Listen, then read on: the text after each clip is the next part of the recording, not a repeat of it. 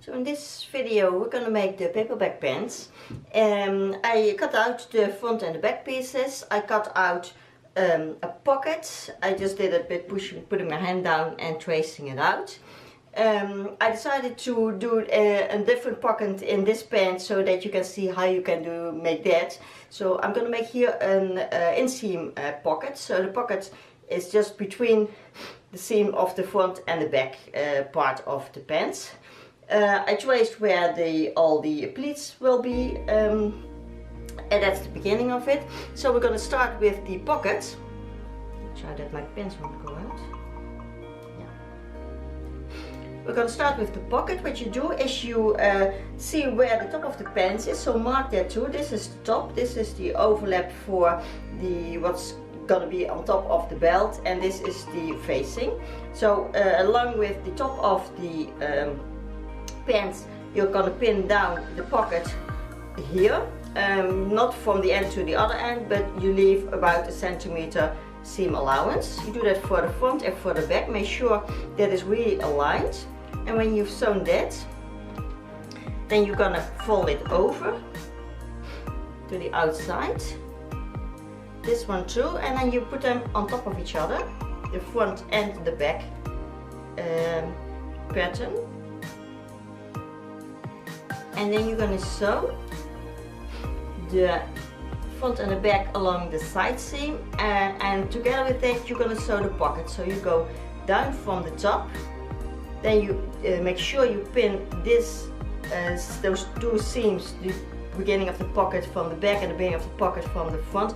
Make sure you pin that exactly alike, because otherwise it will look strange when you open the seam up. So pin that really good where they stop, and then you pin all around the pocket. Also make sure that this is pinned really against each other, the front and the back pockets, and you go down all the way down the side seam of the pants. We can also, then when you have done that, do the inside seam, and then we'll come back and I show you how this looks and how you finish that for the rest of it. And then already we're gonna make the zipper, and as for the other pants, to make a rectangle shape piece as facing for the zipper. I have to cut this off, this is too much. So a rectangle piece that is at least as long as your zipper will be. Okay, good luck.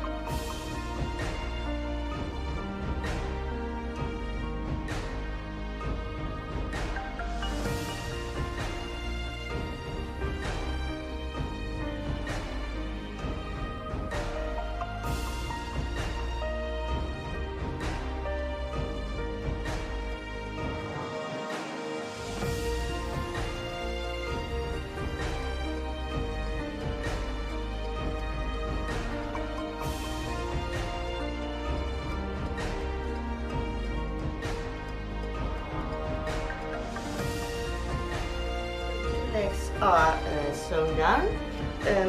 I want to say, if you have such a fabric as I have, then make sure when you have sewn the seams, you give it a tuck. Just take it on the top and the bottom and give it a good tuck, because otherwise this gets a bit, I don't know how to say it, wrinkled. It's, even if your pressure foot is okay, this fabric is so slippery that it gets a bit together. And when you give it a good tuck, then it's nicely straight out.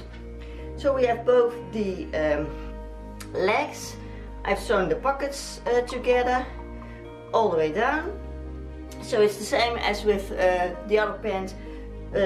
Put one leg into the other, sew the crotch seam, and then we're going to make the zipper. And for the zipper I will done some interfacing here, because this fabric is very thin and very stretchy. And then I have a little bit of strength for the zipper, and I'm also going to do that on top of the pants. So from the where the basic pattern ends, the whole top I'm gonna put some interfacing on, so that I have a little bit more strength and thickness for the upper part of the pants, because we don't have a waistband. This must give some strength and some height to the pants. So do that for sure, and then you have a more nicely result. So we're gonna put this leg into this one, sew the crotch seam, sew the zipper in. I won't show that again. I already made a separate video again about putting the zipper in, because I hear everyone is thinking it's difficult, and it really is not. So I made a separate video about the zipper, so if you're not sure how to do it, certainly watch that video. It's very clear then how to do it. And then I'll come back, because then we're gonna make the paperback things of this pants, because that's the new part for this one. And I'll show you how we're gonna make that. So good luck with sewing again.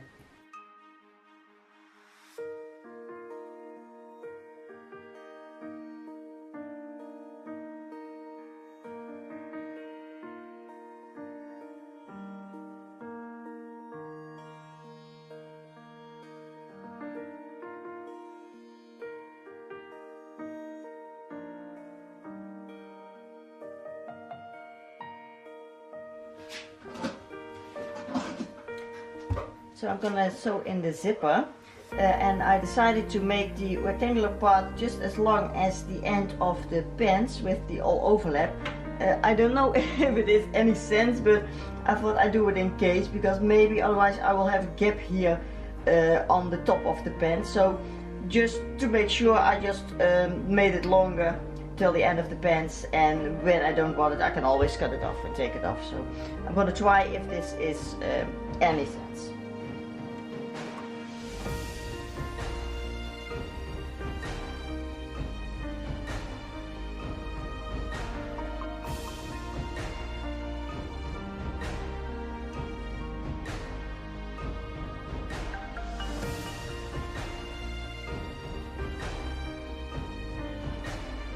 So I ironed some interfacing on the top of the pants, because my fabric is very thin and very stretchy, so that's not ideal for a paperback pants. If you have a cotton or a linen or something, then don't do this, because then it gets too stiff and it won't look nice with the pleats. But if you have a stretchy or thin fabric as I have, then certainly put the whole top of the pants where the pleats will be, put on an interfacing that gives it some strength, some stiffness.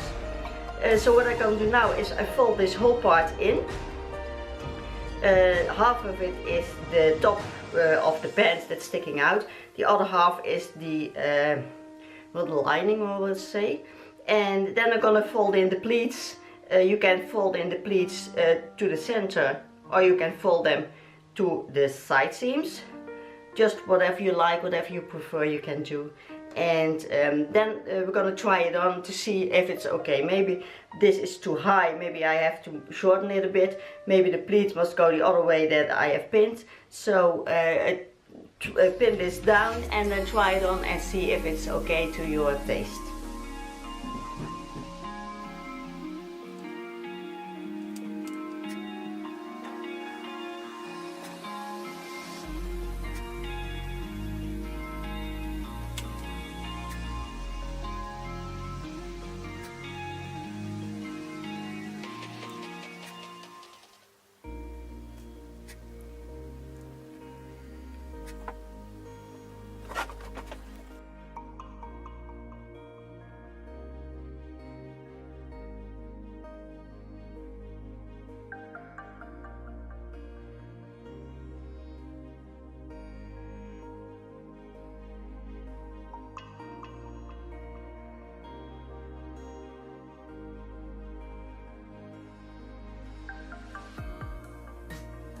Down the pleats, and I did that by stitching it down just where the facing ends. So I folded it in, and just at the end of the facing and at that height I just sewed the pleats secured so that they stand nicely up and out, as you can see, and then it all around the pants, and it looks really nice.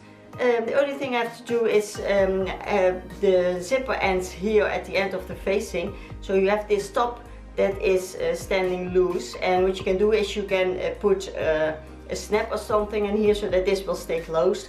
But you can also leave this just open because all the pleats are standing out a bit, so just whatever you like.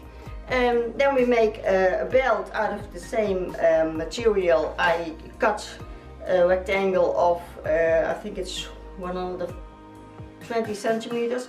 Just tie around your waist and make a loop and see how long you want it to be. Mine is 10 centimeters, so you fold it together, sew it down, turn it the other way around, and then you have a nice belt to tie just around there where your stitching is.